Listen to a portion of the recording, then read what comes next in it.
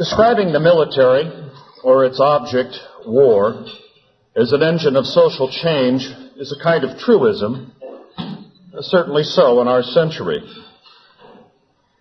It was the poet William Butler Yeats who wrote amidst the carnage of World War I, "All changed utterly, a terrible beauty is born."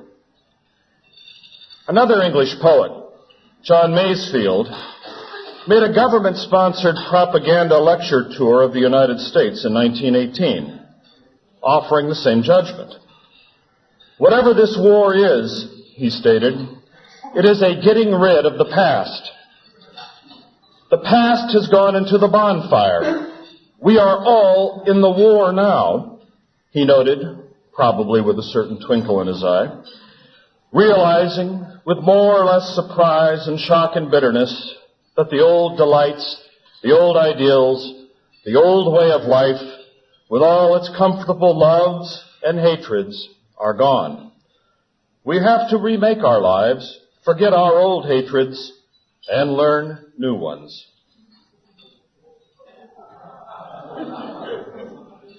The standard argument among historians is that World War II also produced vast social consequences. As Richard Polenberg summarized in his fairly standard volume, War and Society, World War II radically altered the character of American society and challenged its most durable values. The war redefined the relationship of government to the individual and of individuals to each other. And it posed questions about the relationship between civilians and the military and between liberty and security, which continued to perplex Americans. He added, Pearl Harbor marked more than the passing of a decade. It signified the end of an old era and the beginning of a new. Others, however, have argued that vast social changes through modern war are more apparent than real. Temporary aberrations that roll back towards a kind of normalcy once the crisis is past. The British journalist Michael McDonough had that view of the Great War, concluding, "I think no permanent change of importance has been made by the war in the character, customs, and habits of the British people." More recently, feminist historians have made the same argument, or, better put in their case, complaint. Dismissing all the stories about Rosie the Riveter and her ilk, these writers argue that neither World War I nor II produced real long-term changes in women's lives. Women were primarily wives and mothers before each of these total wars. Alas, they were primarily wives and mothers afterwards. As a prominent feminist historian recently put it, although government propaganda exhorted women to brave unfamiliar work, these appeals were contained by nationalist and militarist discourse that reinforced patriarchal, organistic notions of gender relations. Sounds like a faculty meeting, I guess, there, doesn't it? Indeed, I note as an aside that feminist historians looking at the early 20th century have of late had to go to unusual lengths to find real heroines. Some of you, I suspect, are familiar with Rush Limbaugh's term feminazis. In truth, there were real feminist Nazis in the early German Third Reich, mainly female professors at several German universities. In 1933, this is a true story, these authentic feminazis prepared an anthology entitled German Women Address Adolf Hitler. Among other novelties, it contained an article by a Nazi paleoanthropologist who claimed to have discovered skeletons in an excavation of Norway, which proved that prehistoric Nordic males and females had been equal in size and strength. She theorized that Nordic men had subsequently underfed the women, who shrank in stature. Nazi culture, she told an undoubtedly perplexed Mr. Hitler, could equalize Nordic men and women again. But let us move beyond such ideological exotica.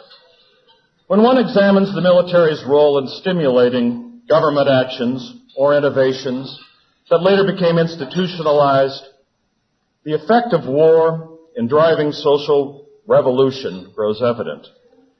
To choose just a few examples from this century, in 1917, the U.S. Navy distributed the first official U.S. government condom. Today, of course, the distribution of condoms to the citizenry is the principal purpose of government.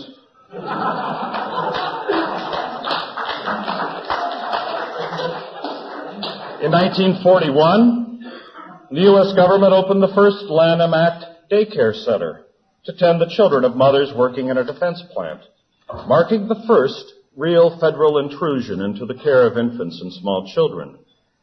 A year later, 1942, the U.S. Army extended military health care services for the first time to civilian dependents, arguably the first step toward the federalization of American medicine. And there are other stories to tell. Relative to sexuality, there is little doubt that the world wars of the 20th century accelerated the disintegration of inherited sexual mores. John Costello's so-called Sexual History of World War II, entitled Virtue Under Fire, carried this theme. Amidst the upheaval that uprooted so many lives, the cure for loneliness was discovered in a changing approach to sexual relations as they adapted to a more dangerous and unorthodox lifestyle. A more forceful explanation of sexual adventures among the wartime masses is found in a very peculiar but illuminating book from the early 1970s entitled The Rape of the Ape, ape being the American Puritan ethic. Published by the Playboy Press, subtitled The Official History of the Sex Revolution, and written by humorist Alan Sherman, the book opens with a chapter on World War II as sex education. He describes the deployment of American soldiers throughout the world, a fly-opening experience, he calls it. In Italy, he says, the soldiers found pornography enshrined in stone. In Africa and the South Seas, they viewed bare breasts galore. In Paris, the GIs found books we hadn't dreamed existed, postcards too marvelous to mail, and girls anxious to share their gratitude for being liberated. In the Burma China Theater, the American boys discovered hashish and a little Oriental guidebook called The Perfumed Garden. Over in India, they ran across the Kama Sutra. Sherman continues, we went to Scandinavia and the Low Countries and Germany and Japan.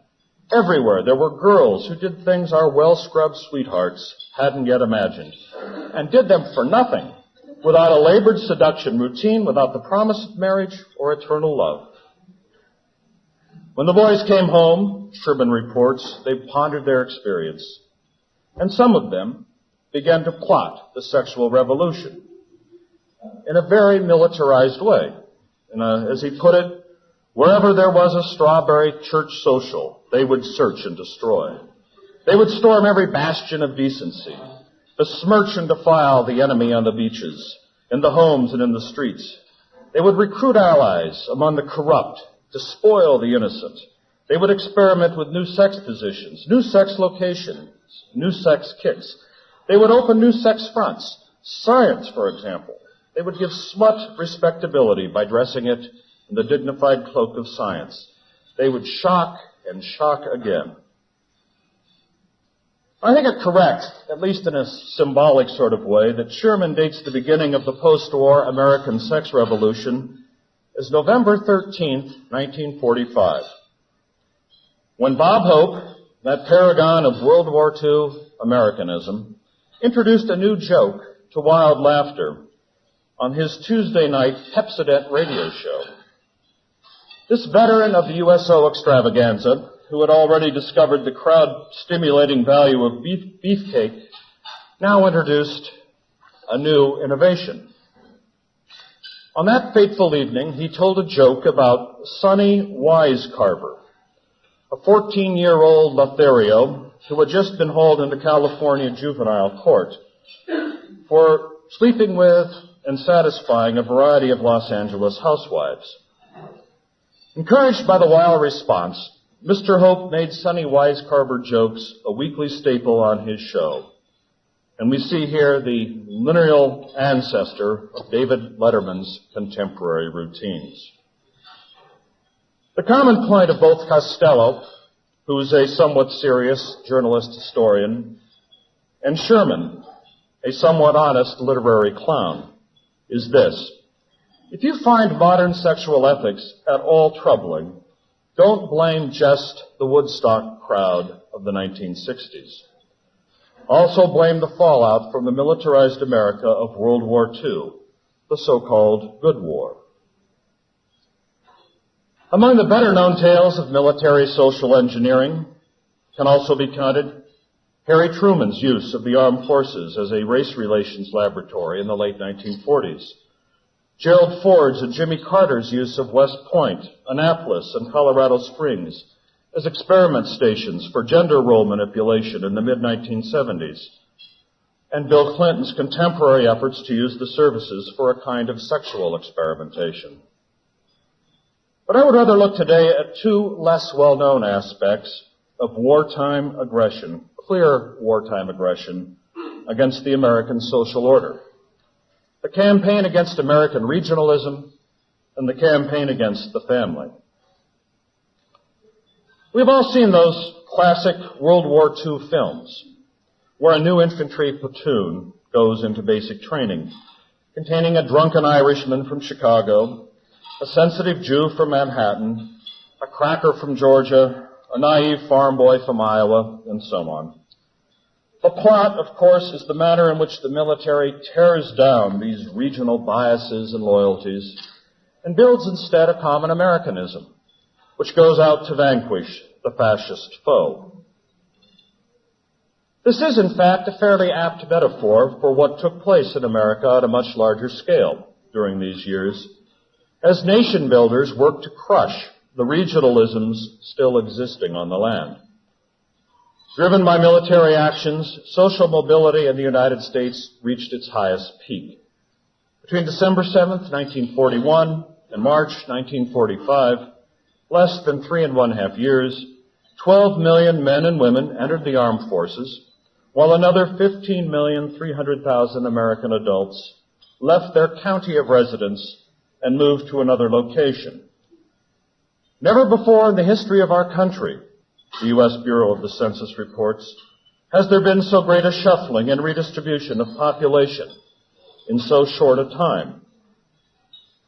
Adding to this was the deliberate substitution of a militia-based war force by a national army, an army without local ties, without local loyalties. Not surprisingly, the South was the chief loser in this war-induced migration and leveling. Dartmouth sociologist Francis Merrill concluded that the war accelerated the pre-war migration of Southerners from rural areas to the rapidly growing industrial areas, with a consequent change in what he called, with typical New England accent, quote, the extreme cultural isolation which formerly characterized farm life in the South.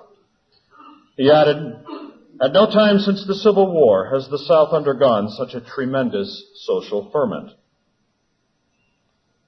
More broadly, by the mid-1940s, a new America was being forged to replace the regional diversity of the old.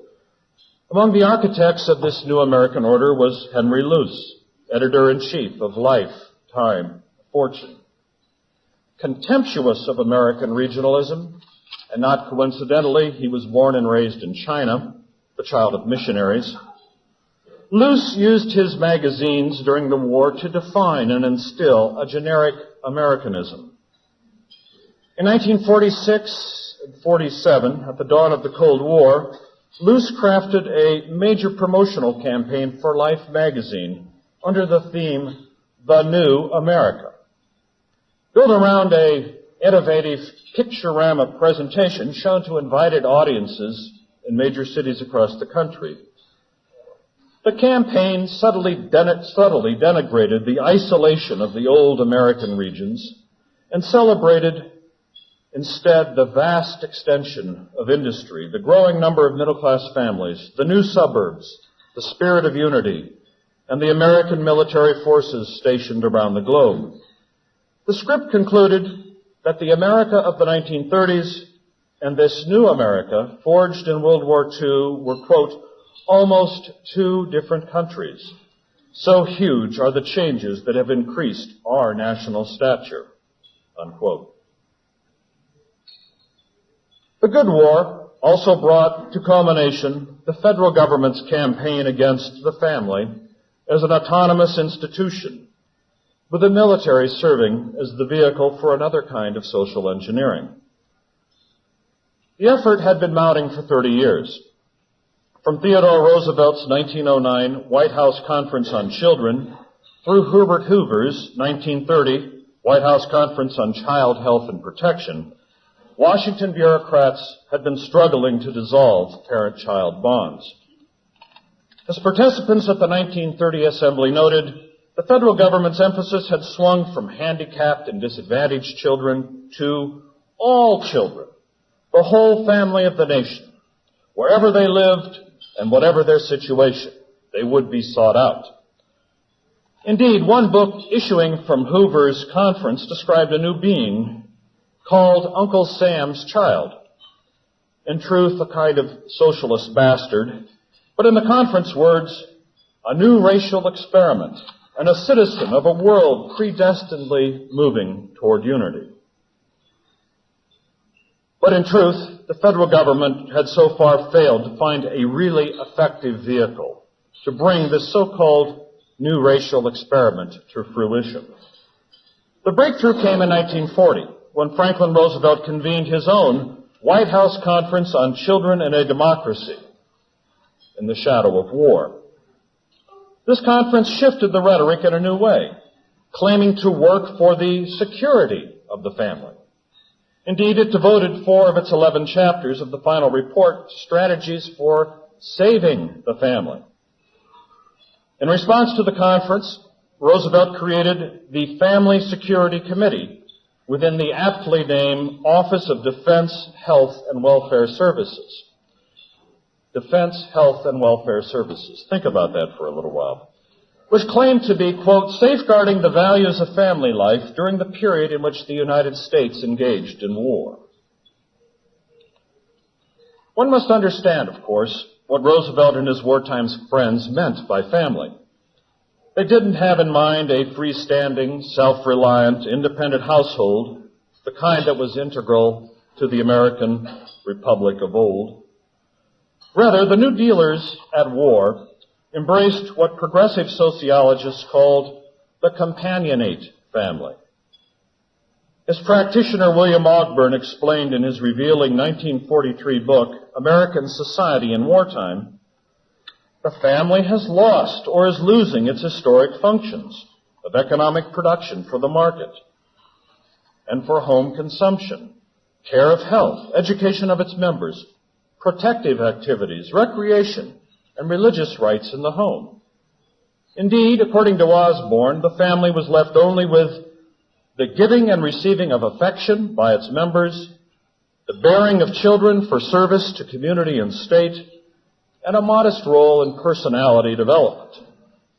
Ogburn went on, the concept of the family as a companionship embodies the ideals for the preservation of which we are waging this war, of democracy as the way of life, of the equality of men and women, and of personality as the highest human value, unquote. But of course, as Ogburn admitted, the loss by the family of its historic functions has greatly increased its economic insecurity. The companionship family that they were promoting couldn't feed or clothe itself, couldn't build a house, couldn't care for its own young, couldn't care for its own sick, couldn't care for its own aged. It couldn't provide self-protection. It didn't have enough sense to provide recreation or even religious worship. The democratic, egalitarian, person-centered, companionate family needed, you guessed it, a welfare state, to provide the security and services that families once provided themselves. And that, according to Ogburn, was what World War II was all about, at least in its social dimensions. Put another way, the companionate family stood as the ideal consort for the emerging national security state. The hot war of World War II and the Cold War which followed gave Uncle Sam his experimental fodder. Between 1941 and 1972, over half of all American males served in the active duty armed forces for at least some period of their life. An unprecedented generation and a half who could be shaped, at least to some degree, into the new model social order. Political and military leaders embraced and institutionalized the companionate family model for their far-flung American garrisons. Among officers' wives, this meant adapting certain unwritten customs for mass guidance and education, chronicled in the etiquette books that poured out after 1945. Inhaling deeply of the spirit of Cold War, Helen Todd Westphaling's Army Lady Today stressed that just as wives esteem, respect, and dignify the estate and sanctity of marriage, so they extended these sentiments of marriage to the integrity and justice of the boundless frontier of democracy our country represents. In their book, The Navy Wife, Anne Briscoe Pye and Nancy Shea endorsed the production of Navy juniors, or children, as the most important job of your life, the one for which you were designed. This vision of the family married to the democratic empire, and in its service, was just what FDR had in mind. The socialization of the families of enlisted men occurred in more direct or statist fashion. The services crafted a full welfare system, which turned both the man and his family into military dependents.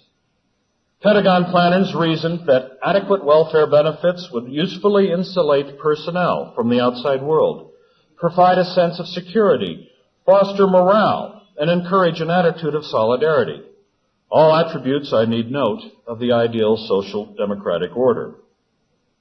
In 1942, a congressional act extended for the first time special medical benefits to military dependents, including obstetrical care. Post exchanges and commissaries, enjoying a number of hidden subsidies, offered tax-free goods at discounted costs. Full health benefits for military dependents came through the Dependents Medical Care Act of 1956. On-base housing construction mushroomed in the 1950s. Meanwhile, the Army opened a series of daycare centers designed, quote, to enhance the morale of servicemen and their families. In the mid-1960s, Congress expanded again the availability of government-backed medical care and social services.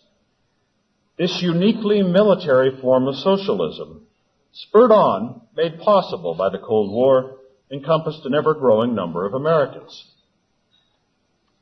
But the companionate family, in fact, a weak, fragile, unstable remnant of the institutional family, couldn't hold together for long, despite the impressive appearance of the Cold War family structure in the 1950s. By the end of that decade, it is true, 85% of all military officers were married, compared to 69% of male civilians. The military divorce rate was significantly lower than that of civilians. Officers' wives appeared to be more traditional than their civilian counterparts, and their children appeared to be more numerous. But when a renewed feminist movement hit the military services with full force after 1970, the whole system collapsed as a house of cards. The very independence expected of Cold War military wives left them an easy mark for the new ideology. Why the ideologists of the companionate family, such as Ogburn and Harvard's Talcott Parsons, were pushed aside by a more ruthless breed, a modern version of the National Socialist feminists of lore. By 1980, less than 1 out of 5 Air Force families could be counted as traditional, composed of an Air Force father, non-working mother, and at least one child. Single-parent and androgynous families were soaring in prominence, both in military theory and in fact, as were demands for more daycare, more health care, more social services. By the mid-1980s, the U.S. Army had shifted its definition of family once again, embracing a collectivist alternative. As one official Army statement explained, in the year of the Army family, enhanced benefits, increased family dependence on the state, and more therapeutic counseling would help merge individual families into the total Army family, a formulation, dare I note, appropriately dated 1984. The story here is actually very simple. Modern wars, even cold ones, swell the size and power of the state. And as the state grows, the family declines. And the lesson is also simple. It is time for persons on the political right to cast off lingering delusions about the conservative traditions of the military. Traditions such as the cultivation of the arts of war, of a sense of duty, of manhood, or defense of one's family, an inherited way of life. Rather, I fear that we face, at the end of the 21st century, something closer to Cromwell's new model army. One being used to re-engineer our society to serve a total state, one engaged in a kind of perpetual social and moral revolution.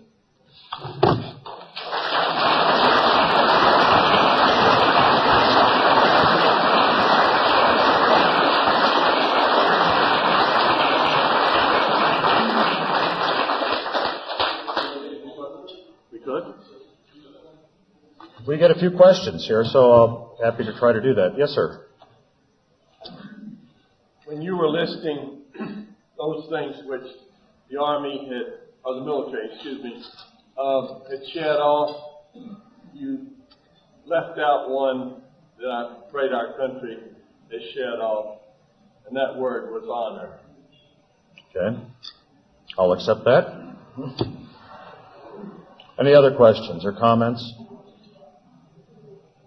Yes, Paul. I'd like to ask if you understand about when you asked this question. Have you discovered exactly at what point the Army ceases to be a defender, we might say, more or less traditional family values and embraces the feminist or androgynous model that you discussed in the second half of the paper? Is there any significant watershed? Around 1970. Around 1970, you can see the numbers start to shift. I'm sorry, he asked if there was any significant date, sort of a watershed point at which the sort of traditional-looking military family shifted towards a more androgynous experimental family. And I would say the early 1970s. It was a little delayed from that. I might note that as I explained in an article I did not too long ago for Policy Review, there is a solution to this, and it's a two-part solution. On the one hand, if we must have a standing army, which I believe we must, at least some form of standing army and navy, is to go back to the old American model, which was that force would be primarily a bachelor force. Warriors without dependents, except among senior officers and senior NCOs. Supplemented by a large and much better organized and better equipped militia system, which is, again, the historic structure of the American military prior to the Cold War. I think that's the way out of the dilemma in some ways we've created. It's a dilemma which has given opportunities to ideologues to ply their trade. Any other questions? Yes, sir. Oh, well, bachelor military force, a better militia. Or reliance, in fact. I mean, going back to a militia structure. I think Sam Francis is going to be talking about that this afternoon. What is your observation on current trends of women in the military, and will that continue? What are my observations on current trends of women in the military, and will that continue? The United States has more women in uniform and a higher proportion of women in uniform than any other country. At least that was true a year or two ago. It may have changed since then, but it was true a couple of years ago. Certainly, the services under the Clinton administration are planning, and recently the Navy announced, the head of the Navy recently announced that they were going to push that even further. Right now, about 20% of Navy ships are gender integrated. He says we're going to gender integrate them all. So I think it's going to increase. Are there problems with it? There's problems galore. I think the main problem is that, yes, the military, to, I think, function correctly, needs to be a masculine institution. I say that not out of some lingering patriarchy. As everyone knows, believe in gender egalitarianism completely, but simply as a functional matter. A military force needs to have that organization in order to be effective. And there was plenty of evidence coming out of the academies in the 70s and early 80s that the attempts to gender integrate West Point, Annapolis, and Colorado Springs was not going well. It was going very badly. And in fact, that's what they've done. I think what's happening is that what we're getting is a managerial force. Increasingly, the officer structure are people who get along in that system. They resemble the managers that run the Fortune 500 corporations, and they resemble the managers who run the great bureaucracies. What will happen to that force when they face a real war against a worthy opponent, I think, is the question. I think it will have trouble winning that war. Yes? Over the long run, what do you think is the mineral of the book about Ferdinand Mount? He was asking about Ferdinand Mount's book, The Subversive Family. Well, scholarship, I don't think it's very good. I think he misinterprets, for example, the Christian view of the family. I think he takes an extreme view and kind of goes with that. On the other hand, I think it is true that the family is always self-recreating. I think Chesterton said that better. He said it was the one natural anarchist institution, in the sense that it is the only institution that is independent of the state and exists prior to the state and can always be recreated independent of the state. So he called it the one natural anarchist institution. It will pop up again, after periods of turmoil and social decline. And I think that's true. There is a natural power there, a natural force there. Yes, sir. Can you tell us the Israeli experience with women in the army? Well, as I understand it, they in 1948, during that moment of extreme crisis, the Arab armies were pouring in to the newly partitioned Israel. But in fact, women were put on the line, and the general experience was that it was a terrible thing, and was quickly stopped. It was found that it confused authorities, the lines of authority. It confused the ability of men to obey commands, and it's demoralization of troops who saw women being killed and butchered in the manner in which I believe you described. Was just tremendously demoralizing, and they decided that to put a stop to it. Women are still, serve in the Israeli force, but in non-combatant positions. It was a few years ago, the Bush administration had a presidential commission on the assignment of women in the military, or something to that effect. And I guess one of the more interesting moments there is they brought in a senior Israeli officer to testify. And he went over this history and how it had been tried and abandoned, even at a time of great national emergency, of great crisis. And he said this, and I said, I want you to know this too. The fact that America is contemplating doing this is doing it, and on a wide-scale basis and planning to introduce more women into more combat roles, tells us, he was an intelligence officer, I believe, tells us that America is no longer serious about its military structure. That in fact it is allowing the force to be transformed into an ideological, he didn't use these words, but an ideological tool as opposed to a war-making tool. Yes?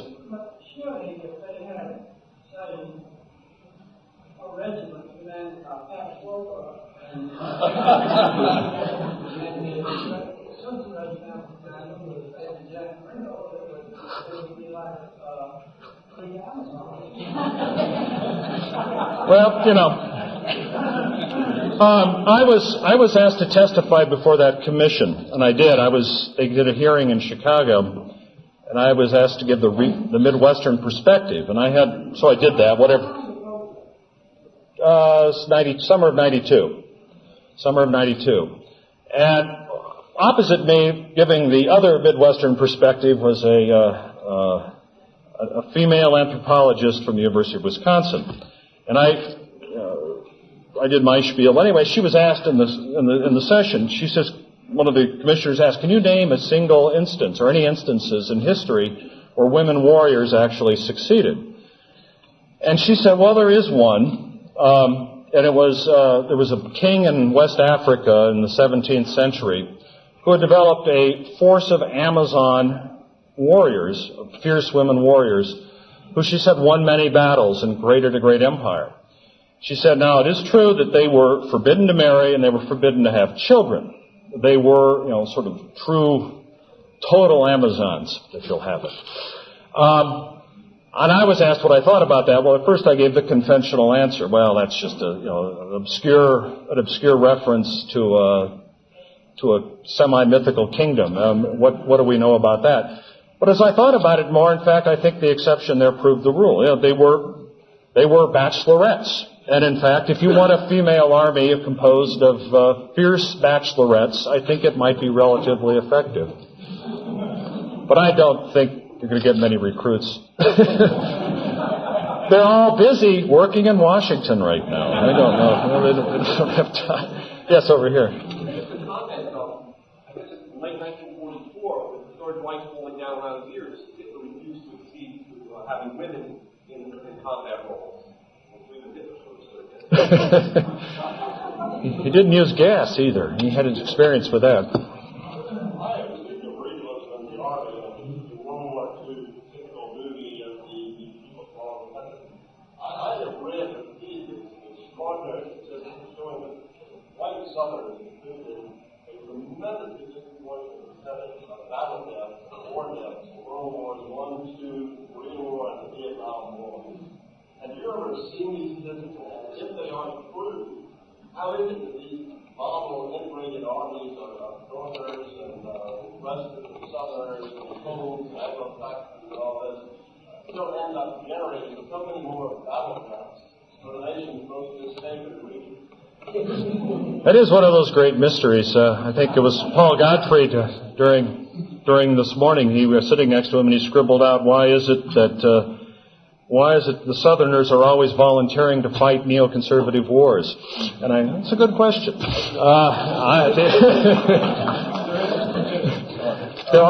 You're right. There are statistics. Temple raised the fighting style. And there's no question that the officer corps was disproportionately Southern until recently. I suspect that figure has changed more recently, now that they're very careful about all kinds of quotas. But the officer corps, certainly the traditions in the Army, even when I was going through some training 25 years ago, there was still a strong, just sort of a Southern connection. The Army seemed to be right down at Fort Benning. It fit in down there in a way that it didn't fit in up in Illinois. Any other? Yeah. Okay. Sure. Sorry to get up twice, Alan. If you'd keep talking, I wouldn't talk because you're that good. But Sledgehammer mentioned Pat Schroeder and Janet Reno being in combat. I think one thing we could count on, there would be no rape.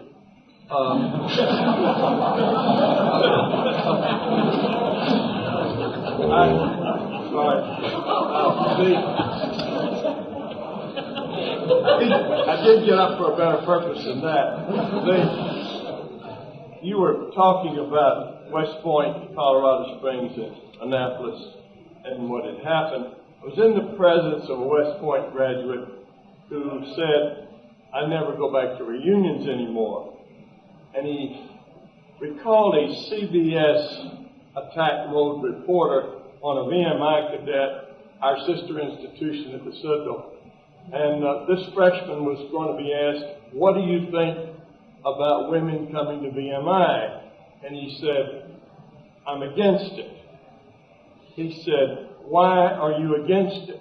And he knew it was going to be a great soundbite on CBS News and everything. And the freshman says, "Well, we wouldn't want to be another West Point." I think that's enough said, Lou, okay?